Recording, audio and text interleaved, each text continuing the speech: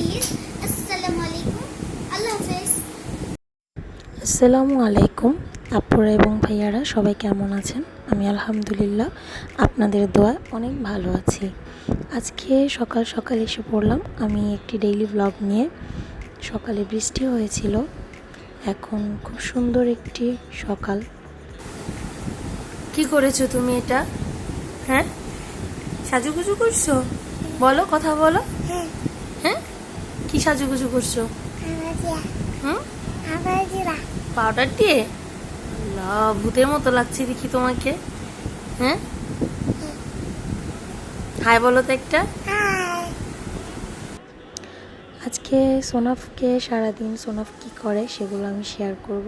আর হচ্ছে যে এখন সোনাফকে আমি ফ্রেশ করে নিয়েছি। ও একটু আগে পাউডার দিয়ে সাজুগুজু করেছিল, তো ওর মুখটা ধুয়ে ওকে এখন আমি নাস্তা করাবো। ওকে নাস্তা করানোর পর আমি রান্না বাড়া করব। আর ওকে আমি নাস্তা খাওয়াচ্ছি, বড় মেয়েকেও নাস্তা দিয়ে দিয়েছি, ও নিজের হাতে খেয়ে নেবে, ওকে খাওয়ানো লাগে না কারণ বড় হয়ে গেছে। আর ওকে নাস্তা করিয়ে তারপরে আমি যাবতীয় কাজ সেরে নেব দুপুরবেলা। সোনাফকে আমি নাস্তা করানোর পর ভাতটা রান্না করে ফেলেছিলাম, এখন ভাতের মাড় গালবো। ভাতের মাড়টা গালার পর আমি চুলায় ডাল বসিয়ে দিব। ডাল আমার প্রতিদিনই রান্না করতে হয়, কারণ ডাল আপনার ভাইয়া ডাল ছাড়া খেতে চায় না।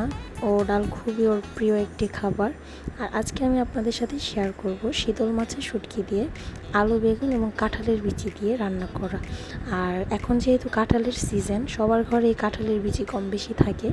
আপনারা এই রেসিপিটি রান্না করে দেখতে পারেন, খুবই মজা লাগে, আমার খুবই প্রিয় একটি খাবার এটি। আর শীতল মাছ অনেকে অনেক নামে চেনে, এটা অঞ্চল ভেদে এক একজন এক এক নাম বলে। কেউ ফেওয়া মাছের শুটকিও বলে, আবার কেউ শীতল মাছও বলে, আমরা দুটোটাই বলি। আর এই শীতল মাছের শুটকিটার খুব সুন্দর একটি ফ্লেভার আর ঘ্রাণ আছে। চাপা শুটকির মতো এই শুটকিরও অনেক স্বাদ আছে। আমি যেহেতু শুটকি রান্না করব, আমি বেগুনগুলো কেটে নিয়েছিলাম, এখন আমি আলুগুলো কেটে নিচ্ছি।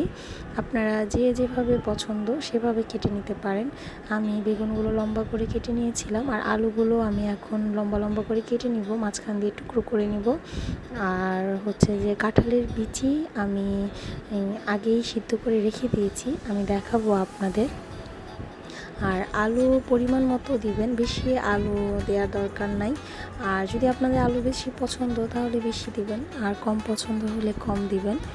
আর আমার কাটাকাটিগুলো আমি শেষ করে নেব, সবজিগুলো কেটে তারপরে ধুয়ে নেব। এখানে আছে পেঁয়াজ, আর আছে রসুন, আর এটা শীতল মাছের শুটকি আমি ধুয়ে রেখেছি কেটে। আর এটা কাঁঠালের বিচি আমি সিদ্ধ করে রেখেছি আগে থেকে। আর আলু বেগুনগুলো আমি কেটে ভালো করে ধুয়ে নিয়েছি। আর বেগুনগুলো আমি কেটে লবণ দিয়ে ভিজিয়ে রেখেছিলাম, কারণ আমার অ্যালার্জির সমস্যা আছে, যার কারণে আমি লবণ দিয়ে ভিজিয়ে রেখেছি। আর এখানে আমি আরেকটি সবজি কেটে নিয়েছি, সেটা হচ্ছে আলু আর হচ্ছে দুন্দুল। আমি আলু দুন্দুল দিয়ে চিংড়ি মাছ দিয়ে রান্না করব। আর কড়াইতে আমি এখন পেঁয়াজ আর রসুন দিয়ে দিয়েছি শীতল মাছের শুটকি রান্না করার জন্য। পেঁয়াজগুলো আমি ভালো করে ভেজে নেব। ভালো করে ভেজে নেওয়ার পরে আমি আস্তে আস্তে সব ইনগ্রিডিয়েন্টসগুলো অ্যাড করব, আপনারা দেখতে থাকুন।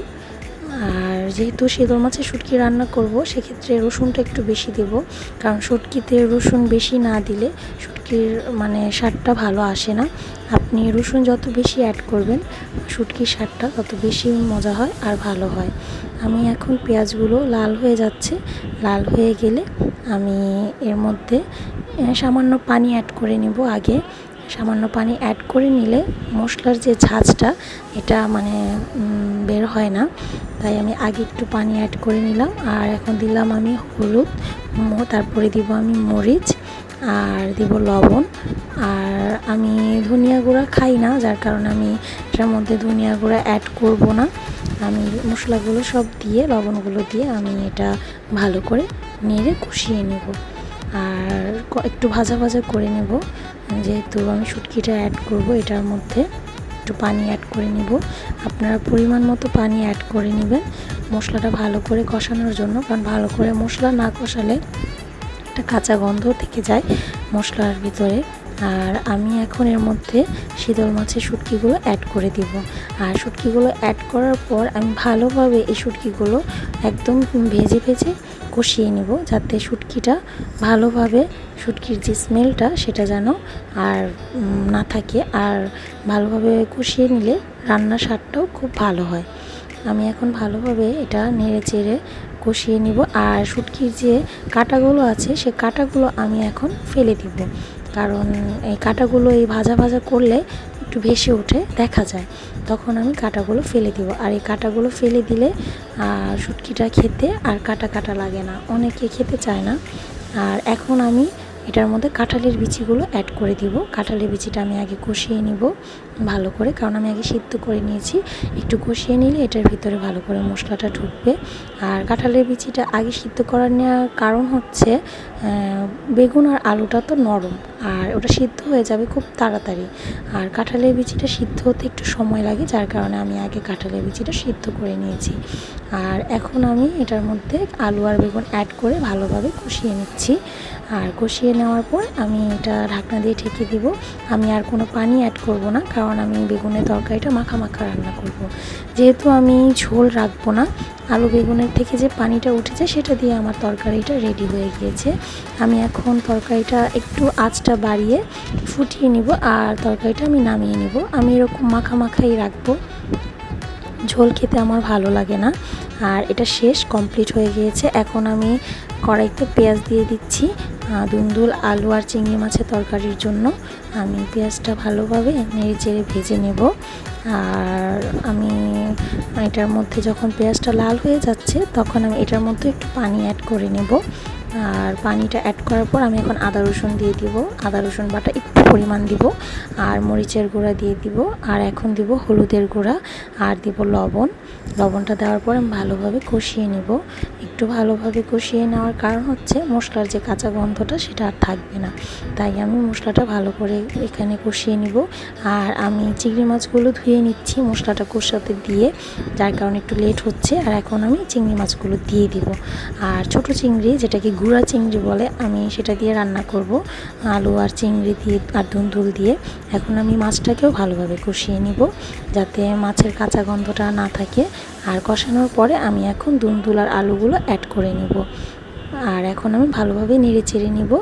আর এটাতে আমি এখন পানি অ্যাড করব না, ফার্স্ট একটু কষিয়ে নিব, এটা থেকে একটু সামান্য পানি বের হবে, তারপরে আমি অল্প পরিমাণে পানি অ্যাড করব।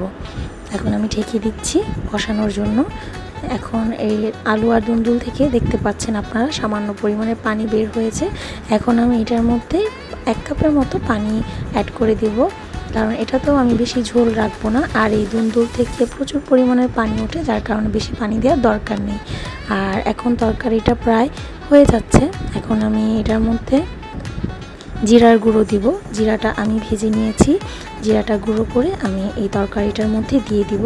জিরা গুঁড়োটা দেওয়ার পর এটার স্মেলটা আর এটার স্বাদটা অনেক সুন্দর হয়, আর খেতে খুবই দারুণ লাগে।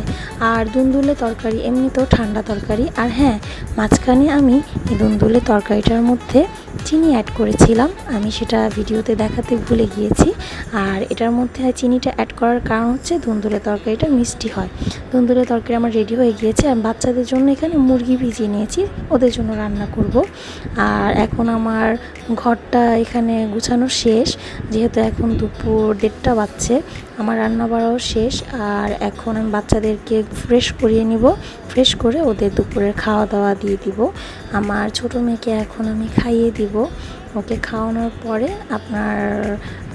আমিও খেয়ে নিব। ওর বাবা এখন অফিস থেকে আসেনি, অফিস থেকে আসলেই আমরা দুপুরে খাওয়া দাওয়া শেষ করে নেব।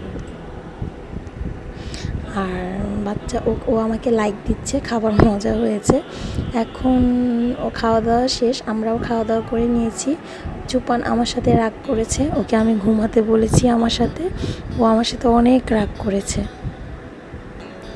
বাইরে বৃষ্টি হচ্ছে, এখন সন্ধ্যা 7টা, সুন্দর বৃষ্টি হচ্ছে। আর বাসায় কিছু গেস্ট এসেছে, আমার ননাস, আমার ফুপু শাশুড়ি, আমার আব্বু আম্মু সবাই এসেছে আজকে। সন্ধ্যার সময় আমাদের বাসায়। আর আজকে আমি তাদের জন্য নুডলস রান্না করেছিলাম আর আরও অনেক নাস্তাই দিয়েছি। এখন আপাতত ওনারা নুডলস খাচ্ছে আর চা দিব। আর আজকের ব্লগটা এখানেই শেষ করব। সবাই আমার জন্য দোয়া করবেন। আগামীকাল আমি আবার নতুন ব্লগ নিয়ে আপনাদের সামনে হাজির হব। আমার চ্যানেলটি সাবস্ক্রাইব করবেন এবং লাইক দিবেন। আল্লাহ হাফেজ।